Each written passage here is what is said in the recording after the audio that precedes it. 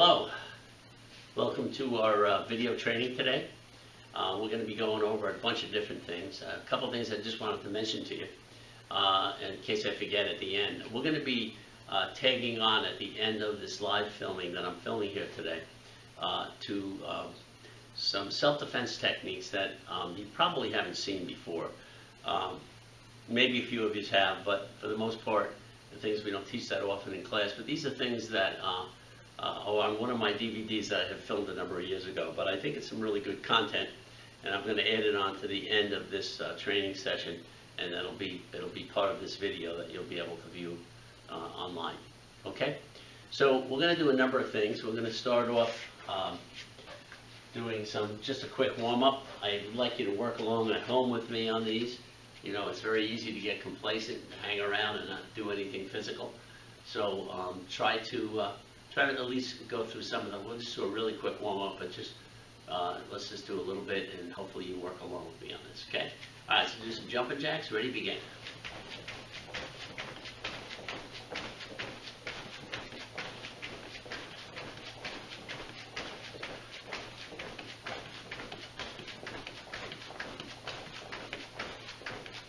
Okay, legs out wide, slide down, grab your ankles, stretch in the middle.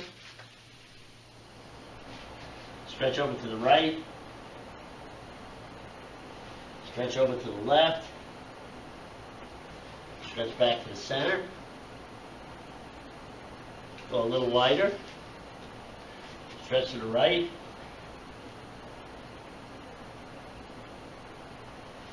over to the left, and back to the center. All right, good. Let's do some crunches. Ready? Ichi, count back. Ni, san, shi, go, ro, shichi, hachi, ku, ju, ichi, ni, san, shi, go, ro, shichi, hachi, ku, ju, ichi, ni, san, shi, go, ro, shichi, hachi, ku, ju. Knees up, right elbow to left knee and alternate. Ichi, ni, san, shi, go, ro, shichi, hachi, ku, ju. Ichi, ni, san, shi, go, roku, shichi, hachi, ku, ju. Okay, sit up. Legs out wide.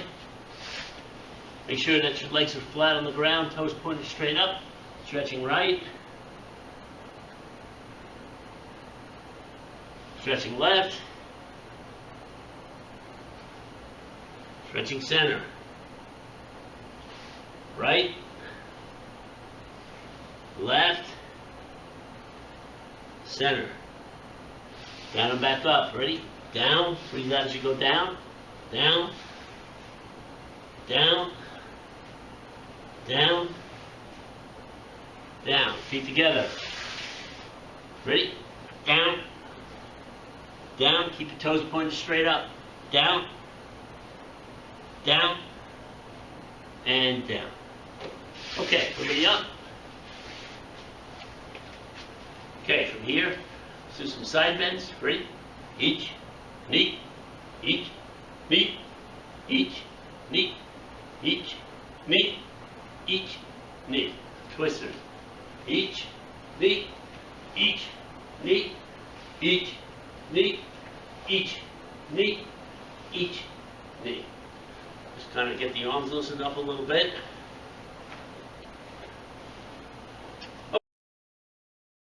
Is against someone who is charging us and trying to tackle, usually around the knees or around the thighs, trying to take us down quickly.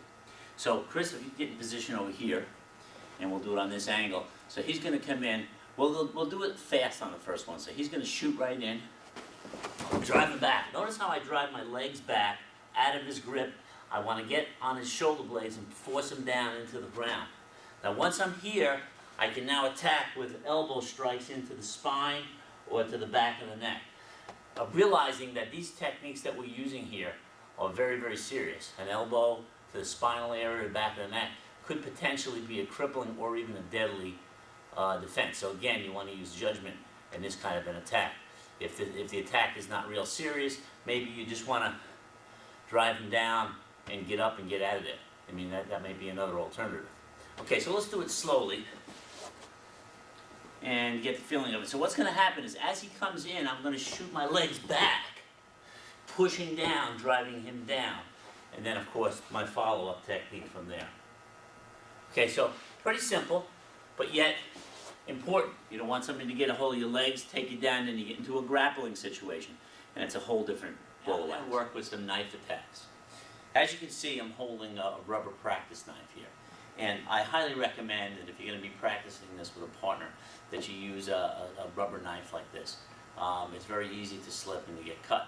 In fact, in real situations, it's very, very possible that you're going to sustain some cuts.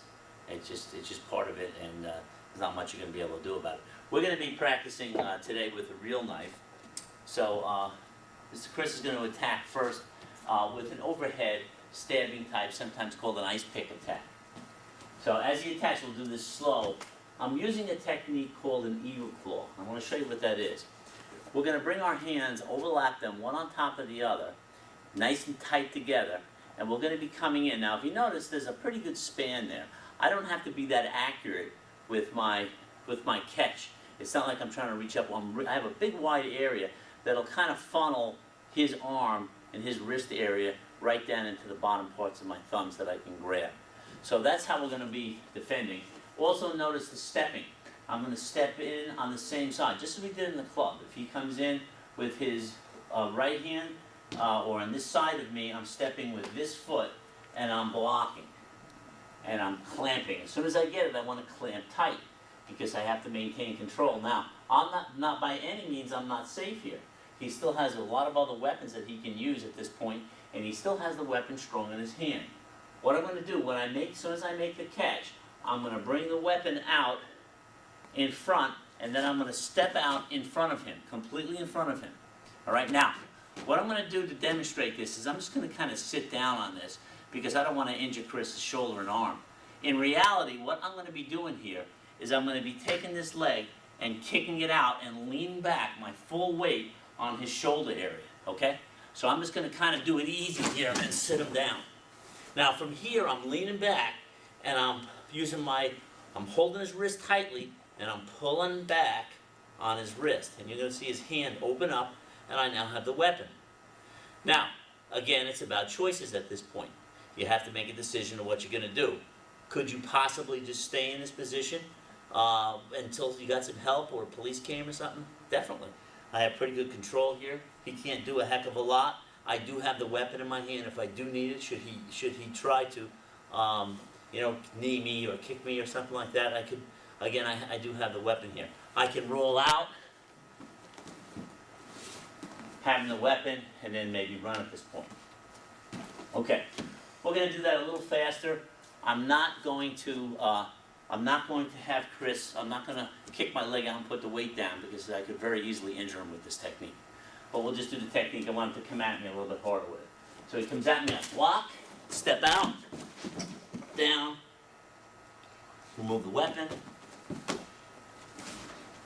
and make sure there's no other attackers.